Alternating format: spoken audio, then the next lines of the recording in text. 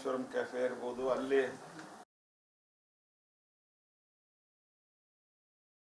ಹೇಳೋದು ಮೊದಲು ಆರಂಭದಲ್ಲೇ ಕ್ಲೀನ್ ಚಿಟ್ ಕೊಡೋಕೆ ಪ್ರಯತ್ನ ಮಾಡ್ತಾರೆ.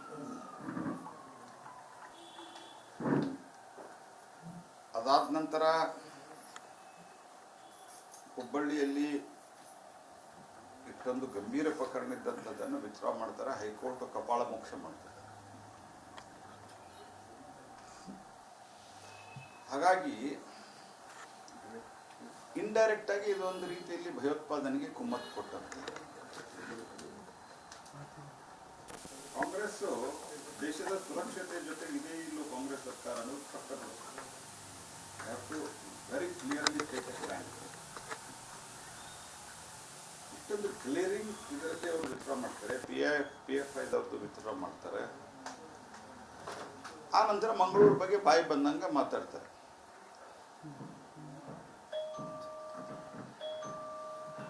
ಹಾಗಾಗಿ ಇವತ್ತು ಸರ್ಕಾರ ಇನ್ನು 43 ಕ್ರಿಮಿನಲ್ ಪ್ರಕರಣಗಳನ್ನು ರದ್ದುಪಡಿಸಿತು.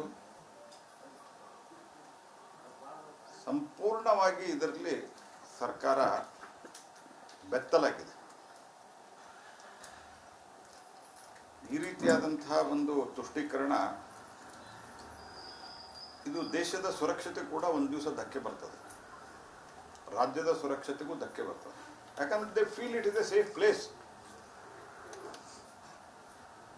ಏನ್ ಮಾಡಕ್ಕೆ ಹೊರಟಿದ್ದಾರೆ ಕಾಂಗ್ರೆಸ್ ಪಾರ್ಟಿಯವರು?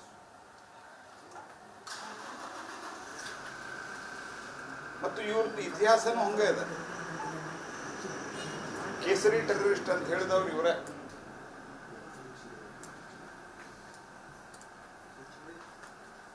ಮುಂಬೈ ಭಯೋತ್ಪಾದನಾ ದಾಳಿ ನಡೆದಾಗ ದಿಗ್ವಿಜಯ್ ಸಿಂಗ್ ಅವತ್ತು ರಾಷ್ಟ್ರೀಯ ಪ್ರಧಾನ ಕಾರ್ಯದರ್ಶಿ ಆಗಿದ್ದರು. ಅವರು ಮಾಜಿ 10 ವರ್ಷ ಮುಖ್ಯಮಂತ್ರಿ ಆಗಿದ್ದರು, ರಾಜ್ಯಸಭೆ ಸದಸ್ಯರಾಗಿದ್ದರು. ಅವ್ರು ಹೇಳಿದ್ದೇನು ಇದು RSS ಅವ್ರು ಮಾಡಿದ್ದಂತ ಹೇಳಿದ್ರು. ಅಂದ್ರೆ ಪಾಕಿಸ್ತಾನ ಕ್ಲೀನ್ ಚಿಟ್ ಒಳಗೆ ಕೊಟ್ರಿ ನೀವು. ಇಲ್ಲಿಯೂ ಕೂಡ ಚಾರ್ಜ್ ಶೀಟ್ನಲ್ಲಿ ಇಷ್ಟೊಂದು ಗಂಭೀರವಾದಂತಹ ಪ್ರಕರಣ ಇದ್ದಾಗ ಮತ್ತು ನಮಗೇನು ಹೇಳ್ತಾರೆ, ಇವರಿಗೆ ತುಷ್ಟೀಕರಣ ಪಾಕಿಸ್ತಾನ ಮತ್ತು ಮುಸಲ್ಮಾನರಲ್ಲಿಲ್ಲ ಅಂದರೆ BJP. ನಾವು ಮುಸಲ್ಮಾನರಿಗೆ ಪರ್ ಸೇ ಎಲ್ಲ ಮುಸಲ್ಮಾನರಿಗೆ ನಾವು ವಿರೋಧವನ್ನು ಮಾಡಿಲ್ಲ. ಯಾರು ಮೂಲಭೂತವಾದಿಗಳಿದ್ದಾರೆ, ಯಾರು ಕಮ್ಯುನಲ್ ಇದ್ದಾರೆ, ಇಸ್ಲಾಮಿಕ್ ಫಂಡಮೆಂಟಲಿಸ್ಟ್ ಅಂತ ಏನು ಹೇಳ್ತಾರೆ, ಆ ರೀತಿ ಭಯೋತ್ಪಾದನೆ ಬೆಂಬಲಿಸ್ತಾರೆ, ಅವರಿಗೆ ನಾವು ಖಡಾಖಂಡಿತವಾಗಿ ವಿರೋಧ ತುಷ್ಟೀಕರಣಕ್ಕೆ. ಇದ್ರ ಬಗ್ಗೆ ಯಾರಿಗೇನು ಡೌಟ್ ಇರೋದು ಬೇಡ. ನಮ್ಮನ್ನೇನು ಪ್ರಶ್ನೆ ಮಾಡ್ತೀರಿ ನೀವು? ಇವತ್ತು ದೇಶದಲ್ಲಿ ಅತ್ಯಂತ ದುರ್ದೈವ ಪಹಲ್ಗಾಮ್ ಘಟನೆ. ಆದರೆ ಪಹಲ್ಗಾಮ್ ಘಟನೆಯ ಹಿನ್ನೆಲೆಯಲ್ಲಿ ನೀವು ಮಾತನಾಡ್ತಾ ಇರುವಂತಹ ರೀತಿ ನೋಡಿದ್ರೆ, ಮೋದಿ ಸರ್ಕಾರ ಬಂದ ನಂತರ ಎಷ್ಟು ಭಯೋತ್ಪಾದನಾ ಚಟುವಟಿಕೆ ನಡೆದು ಮತ್ತು ನಿಮ್ಮ ಕಾಲದಲ್ಲಿ ಏನು ನಡೀತಾ ಇದ್ದು, ನೀವೇನು ಮಾಡಿದ್ವಿ, ನಾವೇನು ಮಾಡಿದ್ವಿ, ಟ್ರ್ಯಾಕ್ ರೆಕಾರ್ಡ್ ಇದೆ. ಆದರೆ ನೀವು ಈ ಮೂಲಭೂತವಾದಿಗಳ ಕೇಸನ್ನು ಹಿಂತೆಗಿತೀರಿ. ನೀವು ಒಂದು ಹಂತದಲ್ಲಿ ಇದನ್ನು NIA ಕೊಡಬೇಕು ಅನ್ನುವಂಥ ಒತ್ತಾಯ ಬಂದಿತ್ತು. ಹುಬ್ಬಳ್ಳಿ ಘಟನೆಯನ್ನು ಅಲ್ಲಿ DJ ಹಳ್ಳಿ KG ಹಳ್ಳಿದು ಪ್ರಯತ್ನ ಮಾಡ್ತಾ ಇದ್ದಾರೆ. ಮೈಸೂರು ಘಟನೆಗೆ ಪ್ರಯತ್ನ ಮಾಡ್ತಾ ಇದ್ದಾರೆ. ಇದರ ಮಧ್ಯೆ ಮಂಗಳೂರಿನಲ್ಲಿ ಅವ್ಯಾಹತವಾಗಿ ಕೊಲೆಗಳು ನಡೀತಾವೆ. ಹಾಗಾಗಿ ಯಾಸಿನ್ ಮಲ್ಲಿಕ್ನ ಜೊತೆಗೆ ಶೇಕ್ ಹ್ಯಾಂಡ್ ಮಾಡೋದು, ಇಲ್ಲಿ ಸಮಾಜದಲ್ಲಿ ಅಶಾಂತಿಯನ್ನು ಹುಟ್ಟಿಸಿ ಮೂಲಭೂತವಾದವನ್ನು ಬೆಳೆಸ್ತಾ ಇರುವಂತಹ ಇಸ್ಲಾಮಿಕ್ ಫಂಡಮೆಂಟಲಿಸಮ್ ಬೆಳೆಸ್ತಾ ಇರುವಂಥವ್ರನ್ನ ಕೇಸನ್ನು ವಿತ್ಡ್ರಾ ಮಾಡೋದು, ಇದು ಕಾಂಗ್ರೆಸ್ಸಿನ ನೀತಿಯಾಗಿದೆ. ಇದರಿಂದ ದೇಶಕ್ಕೆ, ರಾಜ್ಯಕ್ಕೆ ಒಳ್ಳೆಯದಾಗೋದಿಲ್ಲ. ಆದರೆ ದೇಶದಲ್ಲಿ ಕೋರ್ಟು, ನ್ಯಾಯಾಂಗ ವ್ಯವಸ್ಥೆ ಬಲವಾಗಿರೋದ್ರಿಂದ ಇವರಿಗೆ ಕಪಾಳ ಮೋಕ್ಷವನ್ನು ಮಾಡಿದೆ. ಇವು ಕೇಳ್ತಾರೆ ಸಾಕ್ಷಿ ಕೊಡ್ರಿ ಅಂತ. ಇಷ್ಟೆಲ್ಲ ಸಾಕ್ಷಿಗಳು ಬಂದಿದೆ. ಪಾಕಿಸ್ತಾನ ಅಳ್ತಾ ಇದೆ, ನಮ್ದು ಇದು ಹೊಡೆದಾರ, ನಮ್ದು ಅದರ ಹೊಡೆದಾರ, ನಾವು ನಮಾಜ್ ಮಾಡಿ ನಾವು ಅಟ್ಯಾಕ್ ಮಾಡ್ಬೇಕಂತಿದ್ವಿ, ಅದಕ್ಕಿಂತ ಮೊದಲು ಅಟ್ಯಾಕ್ ಮಾಡಿದ್ರು, ನಮ್ಮ ವಿಮಾನಗಳು ಹಾರಲಿಲ್ಲ, ನಮ್ಮ ಸಂಪೂರ್ಣ ಏರ್ಬೇಸ್ ನಾಶ ಮಾಡಿದ್ದಾರೆ. ಈ ರೀತಿ ಹಲವಾರು ಸಂಗತಿಗಳನ್ನು ಹೇಳ್ತಾರೆ. ಆದರೆ ಇವರು ಬಾಯಿ ಬಂದಂಗೆ ನಿಮ್ಮ ಸಾಕ್ಷಿ ಕೊಡ್ರಿ, ನಮ್ಗೆ ಎಷ್ಟು ಲಾಸ್, ಅದು ಏನಾಗ್ಯದ, ಲಾಸ್ ಆಗ್ಯದ, ಅದು ಮಿಲಿಟರಿ ಅವರು, ಸರ್ಕಾರ ಏನು ಮಾಡಬೇಕು ಗಮನಿಸ್ತಿರ್ತಾರೆ, ಏನು ಮಾಡಬೇಕು ಅದನ್ನು ಮಾಡ್ತಾರೆ. ಆದರೆ ಭಾರತ ಇದರಲ್ಲಿ ಮೇಲ್ಗೈ ಸಾಧಿಸಿದ್ದು ನಿಮ್ಗೆ ಸಂತೋಷ ಬೇಡ. ಅನೇಕ ತಪ್ಪು ನಿರ್ಣಯ ಆಗಿದ್ರು ಸಹಿತ 71ರ ವಾರದಲ್ಲಿ ಅನೇಕ ತಪ್ಪು ನಿರ್ಣಯ ಅವತ್ತಿನ ರಾಜಕೀಯ ನಾಯಕರು ಮಾಡಿದ್ರು ಸಹಿತ ನಾವು ಒಟ್ಟಾರೆ ಭಾರತ ಗೆದ್ದಿದ್ದರ ಬಗ್ಗೆ ಎಲ್ಲ ಪಕ್ಷಗಳು ಇನ್ಕ್ಲೂಡಿಂಗ್ ಜನಸಂಘ ನಾವು ಸಂತೋಷ ವ್ಯಕ್ತಪಡಿಸಿದ್ವಿ. ನಿಮ್ದೇನಿದೆ ನೀತಿ? ಸರ್ಜಿಕಲ್ ಸ್ಟ್ರೈಕ್ ಆದ್ರೆ ಸಾಕ್ಷಿ ಬೇಕು, ಅವ್ರು ಅಳ್ತಾರ, ನಮ್ಗೆ ಹೊಡೆದ್ರು, ನಮ್ಮ ನೀರು ಬಂದ್ ಮಾಡಿ ಅಂದ್ರೆ ಎಲ್ಲಿ ಇಟ್ಕೋತೀರಿ ಅಂತ ಪ್ರಶ್ನೆ ಕೇಳ್ತಾರೆ. ಆ ಸಿಂಧೂ ನದಿ ಒಪ್ಪಂದದಲ್ಲಿ ಎಂತ ಅನ್ಯಾಯ ನಮಗಾಗಿತ್ತು ಅನ್ನೋದು ಏನು ಕಲ್ಪನೆ ಇದೆಯಾ? ಸಿಲ್ಟ್ ಸೈಡ್ ತೆಗಿಲಿಕ್ಕೆ ಅವಕಾಶ ಇಲ್ಲ.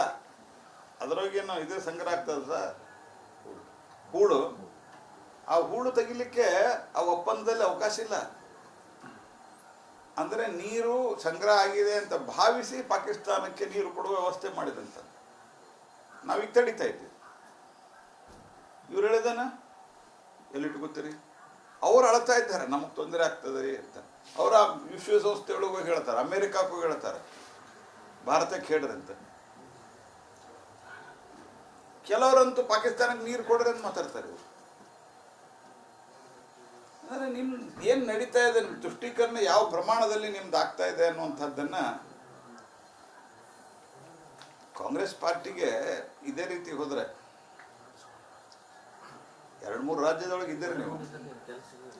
ಏನಕ್ಕೇನು ಕಾರಣದಿಂದ ಒಂದು 80-90-99 ಇದ್ದೀರಿ ನೀವು. ಮುಂದಿನ ಸರ್ತೆ 25 ಆಗ್ತೀರಿ ನೀವು ದೇಶದವ್ರು.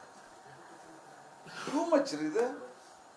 ಇಲ್ಲಿ ಕೇಸು KJ ಹಳ್ಳಿ DJ ಹಳ್ಳಿ ಕೇಸು, ಮೈಸೂರದಾಗಿನ ಕೇಸು, ಎಲ್ಲ ಕೇಸಿನ ತೆಗಿತೀವಿ ಅಂತಾರೆ. ಅಂದ್ರೆ ಏನು ಬೇಕಾದ್ದು ಮಾಡಿ ಆಮೇಲಿಂದ 1-2 ವರ್ಷ ಕೋರ್ಟಿಗೆ ಅದು ಓಡಾಡಿ ಆ ನಂತರ ಸರ್ಕಾರ ಹಿಂತಗತ್ಬಿಡುದು. What is this nonsense it is happening?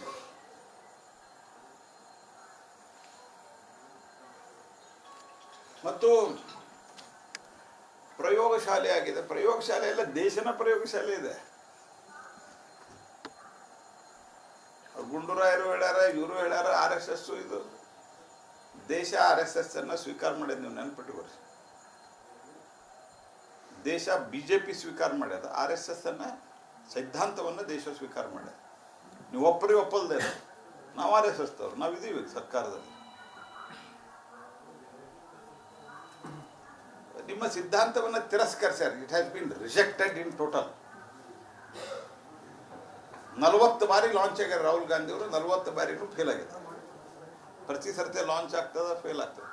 ಚಂದ್ರಯಾನನು 2ನೇ ಸರ್ತಿಗೆ ಸಕ್ಸಸ್ ಆಗ್ತದೆ. ಅದ್ರ ರಾಹುಲ್ ಗಾಂಧಿ ಮಾತ್ರ ಸತತ ಫೇಲು, ಅದರ ಲಾಂಚ್ ಮಾಡೋದು ಬಿಡುವುದಿಲ್ಲ.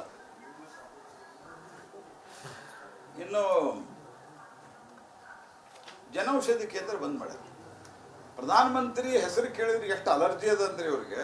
ಪ್ರಧಾನಮಂತ್ರಿ, ಈ ಪ್ರಧಾನಮಂತ್ರಿ ಅಲ್ಲ, ಒಟ್ಟ ಪ್ರಧಾನಮಂತ್ರಿ. ಯಾವಾಗ ಒಂದು ಸರ್ತಿ ರಾಜೀವ್ ಗಾಂಧಿ ಅವರ ದೇಹಾಂತವಾಯಿತು ಅವತ್ತಿನಿಂದ ಗಾಂಧಿ ಮನೆತನದವರು ಪ್ರಧಾನಮಂತ್ರಿ ಸೀಟ್ನಲ್ಲಿ ಇಲ್ಲ. ಅವತ್ತಿನಿಂದ ಅಲರ್ಜಿ ಸ್ಟಾರ್ಟ್ ಆಗಿಬಿಟ್ಟದೆ. They are allergic towards the prime minister post or prime minister name. ಅಂದ್ರೆ ಪ್ರಧಾನಮಂತ್ರಿ ಅನ್ನುವಂಥ ಸ್ಥಾನದ ಬಗ್ಗೆನೇ ಅವ್ರಿಗೊಂದು ಅಲರ್ಜಿ ಕ್ರಿಯೇಟ್ ಆಗಿಬಿಟ್ಟು ಅದನ್ನ ಎಷ್ಟು ಬೇಕಷ್ಟು ಡಿಗ್ರೇಡ್ ಮಾಡಬೇಕು. ನರಸಿಂಹರಾವ್ ಇದ್ದಾಗೂ ಪ್ರಯತ್ನ ಮಾಡಿದರು, ಒಂದು ದೇವೇಗೌಡರು, ಗುಜರಾಲ್ರು, ವಾಜಪೇಯಿ ಇದ್ದಾಗ ಪ್ರಯತ್ನ ಮಾಡಿದ್ರು, ನಡೀಲಿಲ್ಲ. ಒಂದು ಮನಮೋಹನ್ ಸಿಂಗ್ ಅಂತೂ ಹೆಂಗಿದ್ರು ಅನ್ನೋದು ಎಲ್ಲರಿಗೂ ಗೊತ್ತಿದೆ. ದೋ he was A great economist. ಅವ್ರನ್ನ ಯಾವ ರೀತಿ ಕಾಂಗ್ರೆಸ್ ಪಾರ್ಟಿ ನಡೆಸ್ಕೊಂತೀವಿ ಅನ್ನೋಂಥದ್ದು ಸೂಪರ್ ಪ್ರೈಮ್ ಮಿನಿಸ್ಟರ್ ಉಂಟಾಗಿದೆ. ಹಾಗಾಗಿ ಪ್ರಧಾನಮಂತ್ರಿ ಜನೌಷಧಿ ಕೇಂದ್ರ, ಪ್ರಧಾನಮಂತ್ರಿ ಫೋಟೋ ಇದೆ ಅನ್ನೋ ಏಕೈಕ ಕಾರಣಕ್ಕೆ ನಾವು ಫ್ರೀ ಕೊಡ್ತೀವಿ ಅಂತ ಮಾತಾಡ್ತಾರೆ ಇವ್ರು ಗುಂಡೂರಾವ್. ಜನೌಷಧಿ ಕೇಂದ್ರ ಬಂದ್ಬಿಡ. ಈಗಿಷ್ಟು ಓಪನ್ ಆಗಿ ಹೇಳ್ತಾ ಇದ್ದೇನೆ. ಈಗ ಸದ್ಯ ಹೋಗಿ ನೀವು ಚೆಕ್ ಮಾಡ್ರಿ KIMS ಒಳಗೆ ಔಷಧಿಗಳು ಸಿಗ್ತಾ ಇಲ್ಲ, BP ಗುಳಿಗೆ ಸಿಗ್ತಾ ಇಲ್ಲ, ಡಯಾಬಿಟಿಸ್ ಸಿಗ್ತಾ ಇಲ್ಲ. ನೀವು ಫ್ರೀ ಕೊಡಲ್ಲ. ನೀವು ಫ್ರೀ ಕೊಟ್ಟರೆ ಯಾವನಾರ ಹೋಗಿ ದುಡ್ಡು ಕೊಟ್ಟು ತಗೊಳ್ತಾನ? ಯಾಕೆ ಈ ದ್ವೇಷ ನಿಮಗೆ ಪ್ರಧಾನಮಂತ್ರಿ ಹೆಸರಿನ ಬಗ್ಗೆ? ಒಂದು ಸ್ವಲ್ಪ ಮಿನಿಮಮ್ ಒಂದು ನೀವು ಫೆಡರಲ್ ಸ್ಟ್ರಕ್ಚರ್ದಲ್ಲಿ ಇರೋವಂಥವ್ರಿಗೆ ಒಂದು ಮಿನಿಮಮ್ ಕರೆಕ್ಟ್ ಸಿಗಬೇಕಲ್ಲ ನಿಮಗೆ.